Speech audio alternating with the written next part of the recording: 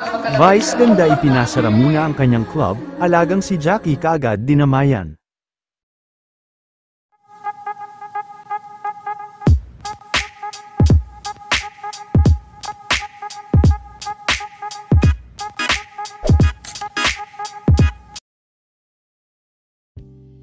Dahil sa patuloy na pagbaha at walang tigil na pag-ulan sa Quezon City at iba pang mga lugar sa Maynila, ay nakapagdesisyon na nga si Vice na ipasara muna ngayong araw, ang kanyang club, at bukod sa kanyang club, ay maaga pa nga lang din kanina, ay nag-packed up na ang mga Showtime staff, at pinauwi rin ng mga fans na nag-abang para manood sa Showtime studio. Matapos rin ang pagpapauwi sa mga fans sa Showtime studio, ay inihatid din sa service ng Showtime, ang mga pumasok na staff kanina. Nanatili naman sa loob ng kanilang bahay sila Vice ganda, na kila Vice din kanina ang isa sa assistant nito.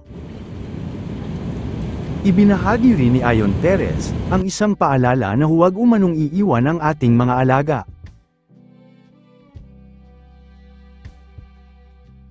Hindi naman naka-live ang Showtime ngayon, sa kanilang taped episode din ay dinamayan din ni Vice ang alaga nitong si Jackie. Kinahaya kitang maramdaman. Pwede ba yung maramdaman? Yes. At mas gusto ko nararamdaman mo yun na dito kami isa yung isa.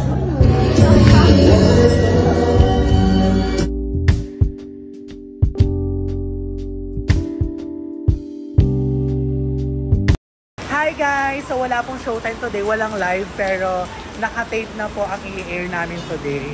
And ayun nga, kanina nasa biyahe na ako nung sinabing walang pasok today kasi sobrang lakas ng ulan and ang daming areas na dito sa Metro Manila na maraming baha. So ngayon buti na lang may pa-service kami, ihahatid kami kung saan man kami nakatira. Yung malapit lang, pero ako since sa MRT lang naman ako, sa MRT na ako magpapahatid. Guys, look, sobrang lakas pa ng ulan, ang lakas ng hangin. So yung mga staff pinapauwi na po. Ilan lang, no nakaano na ako, story. Ilan lang naman kami. Mag-ingat po tayong lahat. And